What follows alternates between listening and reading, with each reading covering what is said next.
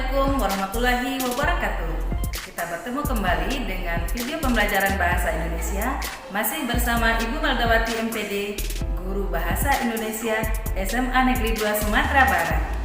Anak-anak semua, semoga saat ini semuanya berada dalam keadaan sehat walafiat dan tetap semangat belajar meskipun dari rumah. Pada video kali ini kita akan membahas teks anekdot. Nah, materi pembelajaran kita yang pertama, pengertian teks anekdot. Yang kedua, ciri-ciri teks anekdot. Yang ketiga, struktur teks anekdot. Dan yang keempat, kebahasaan teks anekdot. Marilah kita simak satu persatu.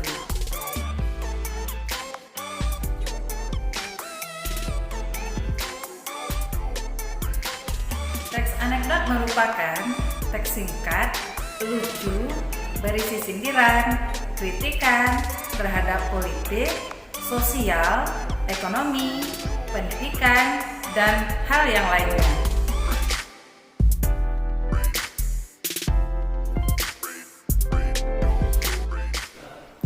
Ciri-ciri yang membedakan teks anekdot dengan humor adalah kalau humor tujuannya hanya sebagai hiburan saja, hanya mengandung unsur lucu saja. Sedangkan anekdot selain mengandung unsur yang lucu, keutamaannya adalah mengandung sindiran maupun kritikan.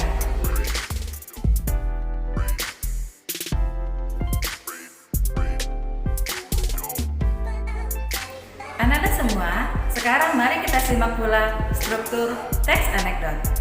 Teks anekdot mempunyai 5 struktur. Yang pertama, abstraksi. Abstraksi merupakan latar belakang atau pengantar cerita yang akan disampaikan dalam teks anekdot. Yang kedua, orientasi. Orientasi merupakan pengenalan cerita atau peristiwa yang akan disampaikan dalam teks anekdot.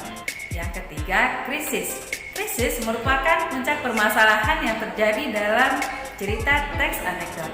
Yang keempat, reaksi. Reaksi berisi tanggapan, saran, ataupun kritikan yang disampaikan oleh tokoh terhadap permasalahan yang terjadi. Dan yang terakhir, yang kelima, adalah koda. Koda merupakan penutup atau akhir cerita teks anekdot. Isinya biasanya berupa pesan moral. Itulah struktur teks anekdot.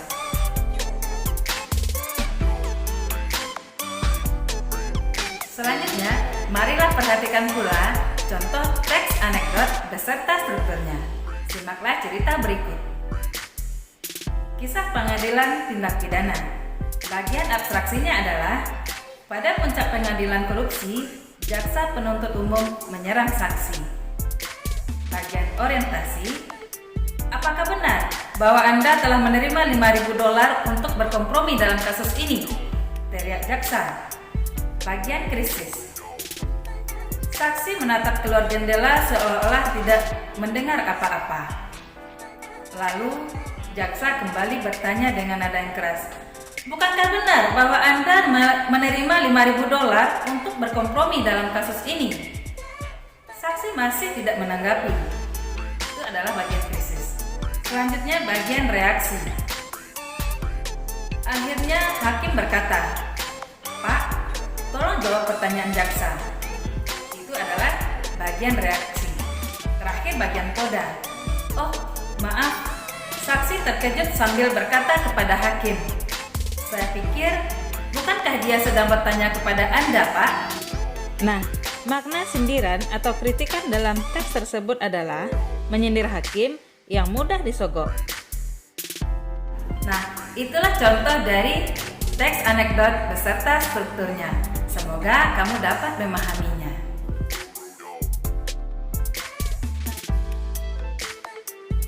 Nah, anak-anak semua, sekarang mari kita simak pula kebahasaan teks anekdot. Teks anekdot mempunyai ciri-ciri kebahasaan sebagai berikut. Yang pertama, teks anekdot menggunakan kalimat yang menyatakan peristiwa masa lampau. Artinya, teks anekdot menggunakan kalimat-kalimat yang peristiwanya telah terjadi. Contohnya, pada puncak pengadilan korupsi, jaksa penuntut umum menyerang saksi. Selanjutnya, teks anekdot banyak menggunakan kalimat retoris. Artinya, kalimat tanya yang tidak perlu untuk dijawab. Contohnya adalah, saya pikir, bukankah dia bertanya kepada Anda, Pak? Tanya saksi kepada hakim. Nah, kebahasaan teks anekdot selanjutnya adalah banyak menggunakan konjungsi temporal. Konjungsi temporal merupakan kata hubung yang menyatakan waktu. Contohnya, sebelum, ketika, akhirnya, dan lain sebagainya. Kebahasaan teks anekdot selanjutnya adalah banyak menggunakan kata kerja aksi. Kata kerja aksi merupakan kata kerja yang mengandung pernyataan melakukan tindakan. Contohnya, menyerang, menanggapi, menerima, dan lain sebagainya.